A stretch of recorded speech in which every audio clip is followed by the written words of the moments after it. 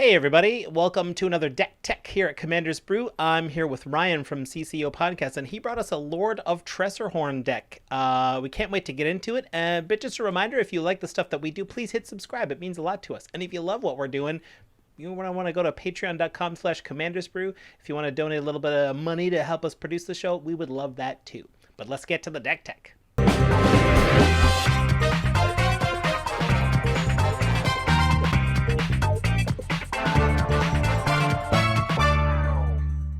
Okay, time for the deck tech. Ryan, you brought a Lord of Tresserhorn deck. Fascinating. I have never thought about this commander before.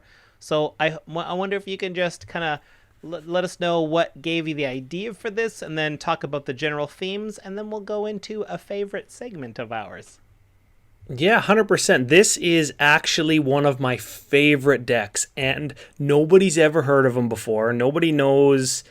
he's the Lord, you know what I mean? And nobody knows. Yeah. And when you go online and you see he's Grixis, so he is red, black, blue, 1 zombie legend.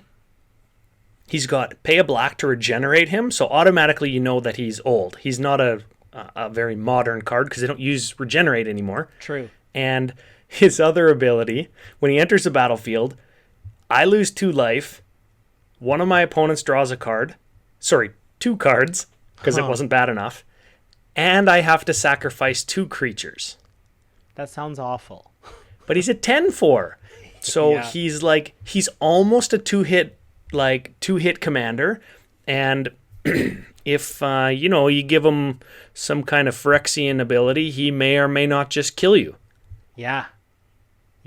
Okay. Sorry.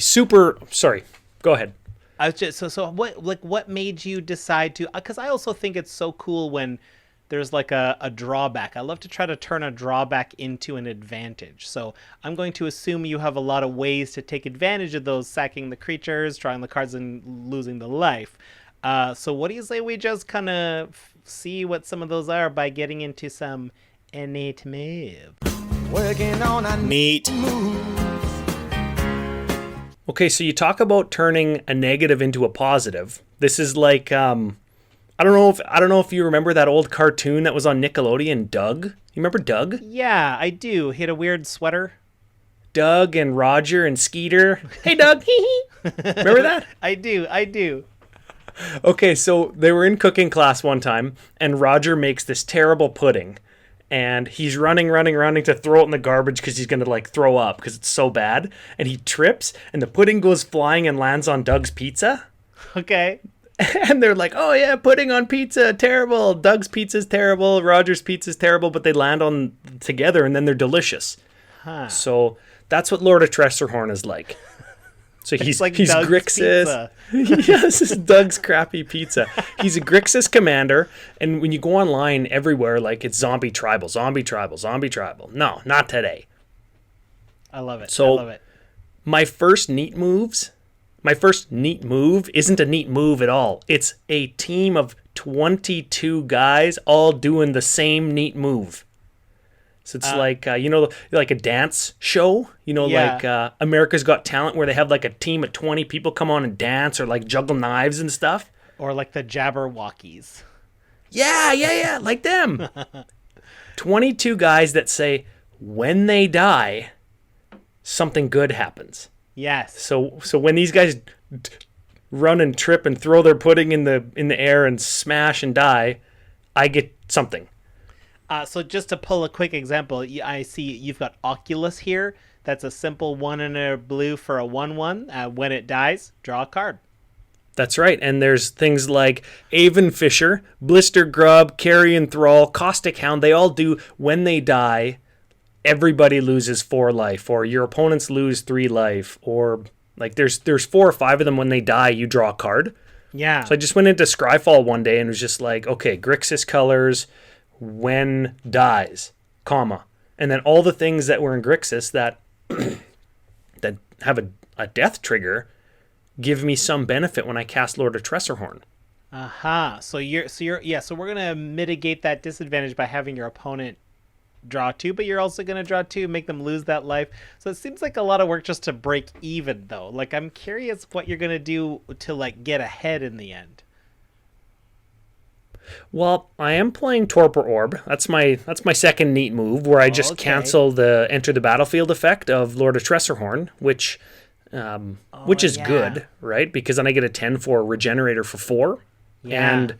And Torpor Orb is actually just good in Commander because there's so many enter the battlefield effects running around literally on every single creature, right?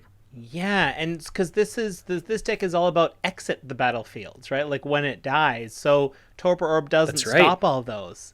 Oh man, Torpor Orb's the neatest move in this deck. Yep. Torpor Orb stops 0 of my cards. Not one single one has an ETB effect, except for Lord of Tresserhorn, which is the one that you want to stop. Haha, true. Wow, I like it, Ryan. Neat move. This is a spicy brew. This is the great kind of stuff you come up with over there at the cookout. So I've got a couple other neat moves here.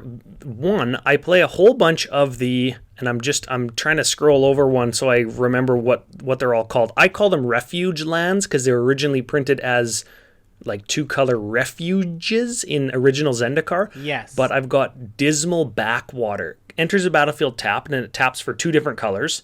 But when it enters a battlefield, you gain 1 life. Okay. So if I'm playing, and it sounds bad that I'm playing 4 or 5 or however many of these that I can play, but you land a couple of these. I'm playing a Pristine Talisman that gives me a mana, but it gains me a life when I tap it. Yeah. These things offset the cost of paying that 2 life when Lord of Tresserhorn enters a battlefield a couple times. And if everything that I cast when it dies, it's dealing damage to everybody or just to my opponents, everybody's life totals are all going down kind of at the same time because I've gained a few points back with my land. Yeah, that's great. And I imagine with regeneration, the Lord of Tresserhorn isn't dying too many times. Like isn't going back to the command zone too often. So the Lord of Tresserhorn doesn't enter the battlefield too many times in a game. Yeah, maybe twice. And as often as not, when he does die, I usually just graveyard him. Okay. Because I do play 4 different reanimation spells. Some of them are mass reanimation, but things like Dread Return. You flash it back. Oh, yeah. It's the it's 2 and 2 black. Return a card from your battlefield, but it's got flashback sack 3 creatures, which we don't mind doing. That's right. So if I cast it the first time, it's just a 4-cost reanimation with no drawback. And the second time, I'll sack 3 guys. Maybe I'll sack 3 guys, draw 3 cards. Or sack 3 guys, all my opponents lose 11 life. And then I get my 10-4 back, right? Wow. That's fun. And then I got a Living Death, and I've got a Thrilling Encore and a Twilight's Call. Those are all mass reanimations. So if I just block, right? If I just block so my life total doesn't go down, I don't care if my crappy guys die because I want to have more life than my opponents to play the long game, right? Yeah. And if I just block and let my guys go to the graveyard and then I mass reanimate them with Thrilling Encore or a Living Death when my opponent's graveyard is empty because I Bajuka bogged them, I get all my guys back, right? I actually just won a game like that. I Bajuka bogged a guy, then Living ended the same turn, and I had like 13 creatures on the battlefield, and he had none. Wow. So Bajuka Bog, we know it clears a graveyard, exiles everything, and then Living Death is a 3 black sorcery. Each player exiles all creatures from the graveyard, sacks all creatures they control, and puts all the creatures exiled onto the battlefield. It's a complicated way of saying you just trade places with what's out and what's in the graveyard. But if you clear that graveyard first, nothing coming back. That's a good move. Now, that's a neat move. I especially love neatest of moves. I especially love Thrilling Encore. That's the Battle Bond instant, 4 and a black. Put onto the battlefield, under your control, all creature cards and all graveyards that were put there from the battlefield this turn. That card's very good. And you said the word that makes it the best card. Like maybe it's the best card in the deck. All graveyards. And it's an instant. Yes. So you're going to cast Lord of Tresserhorn with 4 mana.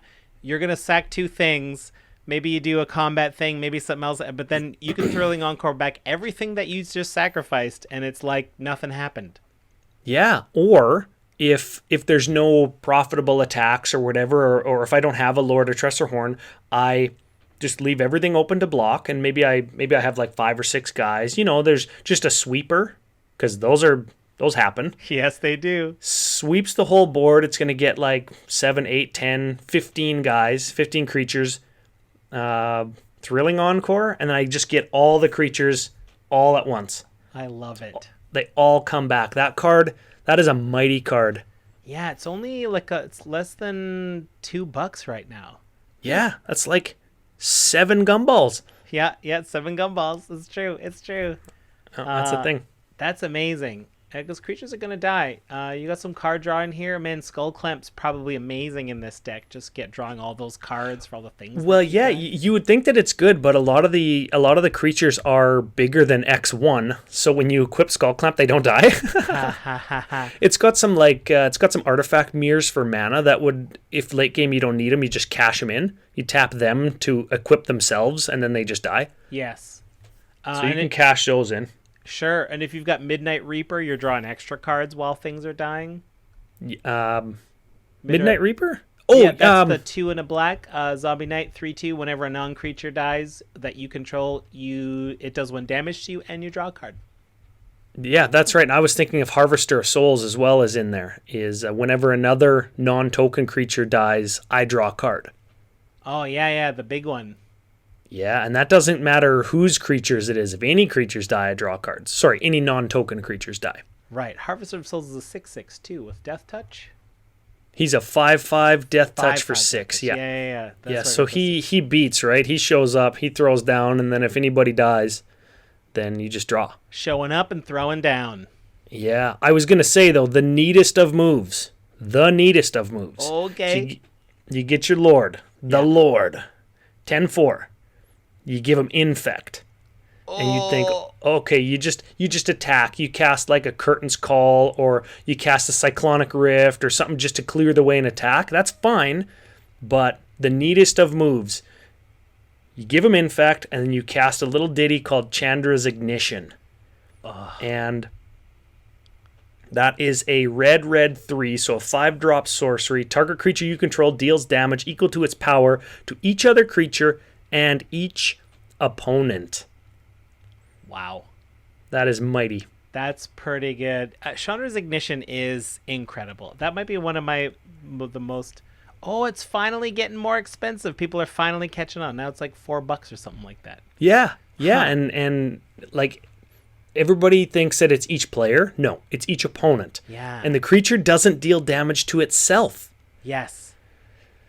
That card is awesome. I've won so many games with Lord of... That's like the main win condition, is you just try and survive long enough to either find a tutor or draw into your Chandra's Ignition. There's 9 or 10 different ways to draw cards in the deck, so you're probably going to find it, and you just have to find a way to put together a Lord of Tresserhorn and a Chandra's Ignition. Yeah, just make sure the way's cleared so it can't get removed in response. Maybe you got a Lightning Greaves or a Swiftfoot Boots on it. We're doing all right. There is a...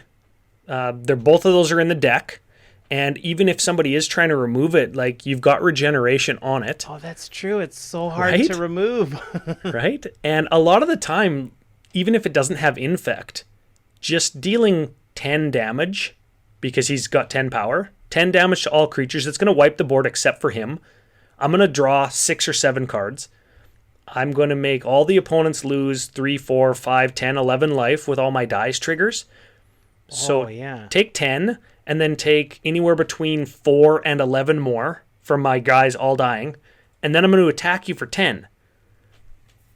So Ryan, it's super fun. This deck is cool. I bring it everywhere. This deck will be with me in Vegas. Okay. And I very much hope to jam games with it a lot. I just upgraded it. I got a little confession to make. Okay. Should we go on to the budget report and fit in this confession there? Yeah, you might be. Yeah, okay. You might be right. So, the budget report. Beep, beep, beep, beep. We're going to take all of the cards, see which ones we let our opponents have, and give our opponents the money for it. And which ones we don't, we keep in the deck.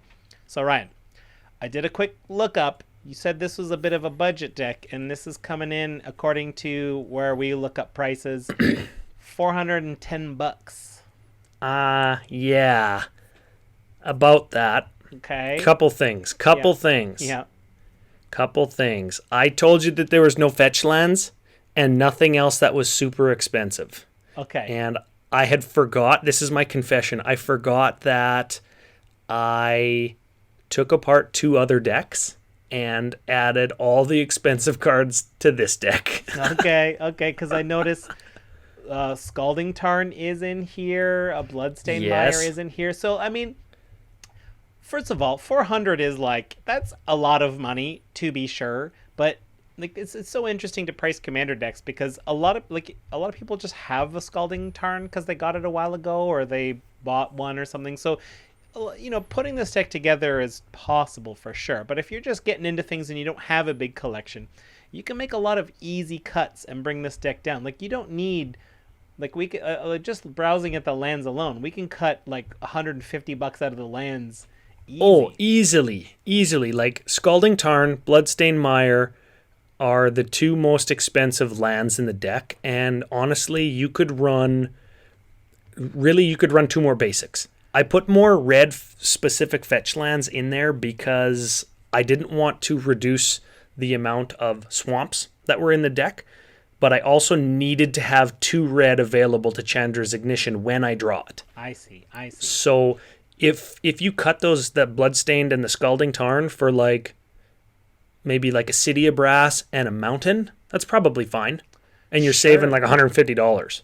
I love Ash Barrens for that kind of thing. Because it cycles for any basic land. So it's like, well, if I'm short my red, I'll use it for that. If I got my red, I'll grab some more swamps. Yeah, for sure. That would be 100%, $100 right into your pocket. Yeah, a couple other very pricey cards in here. I know you got Yawgmoth's Will. Yeah, you know what? Part of the reason I put that in here is because it is literally my favorite card in all of Magic. Sure. And that could probably just be like an Animate Dead, or that could even be Unearth, just reprinted in Modern Horizons. Right. Because a lot of the guys, when they, like the die triggers guys, they're 3-drop or smaller. So if you just Unearth and get a 3-drop back, and if you didn't want that, I think it cycles too, right? So that Yawgmoth's Will in this deck is kind of just for value. Replay a fetch land, reanimate a guy, or cast a guy from your graveyard, maybe get a Sol Ring back. Yeah. That's fine. So but if you haven't played with Yawgmoth's Will, the reason it's so expensive is because it's 2 and a black for a sorcery, and until end of turn, your graveyard is your hand, basically. So that's just amazing. And then at the end of turn, so while you're doing this, anything that would go to the graveyard gets exiled, so you don't get to do it again. But 3 mana, turn your whole graveyard into your hand. Pretty good. Yeah, pretty good. It's literally, like, people have called it the 10th Power 9 card. It's one of the most powerful cards ever printed. Yeah. Like, it's like, late in the game, you usually have a bunch of cards in there. So it's like, it's effectively 3 mana, I don't know, draw 20, draw 30, something like that. Yeah, and if you think of it like this, like, how many times do Sol Rings get blown up in Commander? Frequently, let's say. Yeah. And like a Vandal Blast or somebody randomly shatters or whatever. If you cast a Yawgmoth's Will, play a fetch land or a land from your graveyard, and then you use that land to cast a Sol Ring, you've gotten the 3 mana back that you've spent on Yawg's Will. Wow. And if you've got any other mana available, you could cast cards out of your graveyard as though they were in your hand. Yeah. That's a good analysis of a very good card. It's true. It's awesome. And then the last expensive guy in there is Cyclonic Rift, and that's strictly because I had an extra copy. And it's like an awesome blue card, right? Yeah, Cyclonic Rift is up to $20+. Demonic Tutor, also $28. Oh yes, sorry, yeah, that's in there too. Just because I had one, right? So finds me a Chandra's Ignition. I mean, for sure. But like, it depends how you want to play. Like, you could very easily, like, outside of those cards, like most of these when this creature die cards are like less than a gumball. So like, with very few exceptions. Oh yeah, for sure. Well, when we organize it by price, less than $2, 70 cards in the deck. Yeah, I mean that's the thing, right? Like a lot of the cards that are expensive because they're staples, because they're just ubiquitous with those colors. They're the undeniably best cards of what they do. There is Yeah. no better card than Yawgmoth's Will for just in black that just lets you play so many cards and have access to so many. So of course it's expensive. Demonic Tutor or Diabolic Tutor, I always mix them up. Which one is the expensive? This one is Demonic. Demonic's the 2-mana one. Right. Obviously, that's expensive because it's the cheap one. They recently they realized that's too cheap. It should cost 4. So obviously, that's why that's so expensive. But if you're willing to like make the agreement that like maybe our meta, maybe we don't play with some of those stapley expensive cards, and if everyone's power level kind of notches down equivalently, you could put this deck together. It's just as fun, and it's like you could get it down to like $50 easy, I bet. No problem. Oh, yeah, for sure. And you know what? Like the Demonic Tutor and the Cyclonic Rift, a lot of the times you Demonic Tutor for a Chandru's Ignition, like I had said, just to deal 10 to all the creatures, not to win. Yeah. Or a lot of the time you search for a Rift because you just want to lengthen the game out. I'm not trying to win any land speed races or combo off or nothing. I'm just trying to stay alive, weather the storm, get in with a few beats when I can, and then when the board is clear, look to take somebody out, right? Like, and if that's the game plan, you just pick other control cards. Like, who's to say, a Boomerang isn't just as good as a Cyclonic Rift when I'm not overloading the Rift, because lots of times you just don't overload the Rift because you don't have the mana, right? And in which case boomerang's better because it bounces any permanent and you can get your own stuff with it. Yeah. I mean, you're not wrong. Like that's definitely true. I definitely prefer. Like I stopped running Cyclonic Rift myself just because it's kind of boring to cast cards that are just that good. You know what I mean? Yeah, that's like the thing. I should because I'm learning as I play more Commander. I love synergy, right? I love casting my Commander and then sacking 2 creatures, but getting benefit from that, turning a negative into a positive, swinging in for a bunch. That feels great to me. Just saying, oh yeah, all your stuff's dead. Like that doesn't feel as good to me. all your stuff's dead. Yeah, that's what I say. Sneaking in, like I've already forgotten the name of it. That battle bond card that brings everyone back. Thrilling Encore. Thrilling Encore. Like a well-timed Thrilling Encore is way better than a well-timed Cyclonic Rift, in my opinion. You know what I like instead of Yawgmoth's Will is another battle bond card. Is it the one with the person hanging on the ledge? I always want to call it Dramatic Reversal, but that's a blue card. It's Stunning Reversal. Stunning Reversal. I think you're right. If you would lose the game, instead you go to 1 life and draw 7 cards. Yes. I don't mind that because like somebody's attacking you. It's an instant, right? Somebody's attacking you and you're gonna die. So you just go no blocks. Stunning Reversal. I'll go to 1. You fill up your hand. They're like, go, and then you take your turn with like 10 cards in your hand. Amazing. That's a great card. Yeah, I love it. I want to ask you. I don't know how much it costs, but like it's not $75. It's $1. That's sweet. Would you consider running the new Nar set that doesn't let your opponents draw more than 1 card at a time, or is that not worth it? Because Lord of Tresserhorn only makes them draw 2 on your turn. So as long as they haven't already drawn on your turn, they'll get 1 of those 2 cards. So it only half eliminates it. That's not terribly bad tech because like last time I checked, card draw spells were like good, right? Yeah. Yeah, what's her minus ability? What is it? I don't remember. You look at the top 4 and you pick a non-creature spell. And she starts with 5 loyalty and goes down by 2, so you get to do that twice without any proliferates. That isn't terrible. You cast her on 3, cast Lord of Tresserhorn on 4 maybe. Yeah. Yeah, and you have a ton of little creatures to protect her as well. Your opponents probably don't want to attack into an Oculus and let you draw a card just because they want to get Narset down, unless they have a grip full of draw spells, in which case... Oh no, people misevaluate this deck all the time. They try and kill my guys so I can't cast Lord of Tresserhorn, and I'm just like, sure, I guess I'll just let them die. I'll draw a card, draw some cards. Oh, Ryan, yeah. I want to put this deck together. This sounds fun. Yeah, it looks like I just drew my Living Death or whatever. Wow. I'll just get them all back. That's fun. Oh, Ryan, that's great. Well, Ryan, thank you for bringing this deck to us. Yeah, it's been great. What a fun deck. Please leave a comment if you've got an underrated commander that you're like, oh, here's my kind of secret weapon that everyone under evaluates. Yeah, maybe we'll build them on Commander Cookout. Sure. Let us know if you do. But in any case, thanks for watching, everybody. Big thanks to all our patrons who make these episodes possible. Yeah, and if you want to check out more comedy videos, check out our Brews News playlist. Make sure you follow us on Twitch TV to see when we play live. If you want to chat with us, head over to Twitter. We're at Commanders Brew. And please hit subscribe to ding the bell and find out when we got new stuff coming out. See you next time. Bye.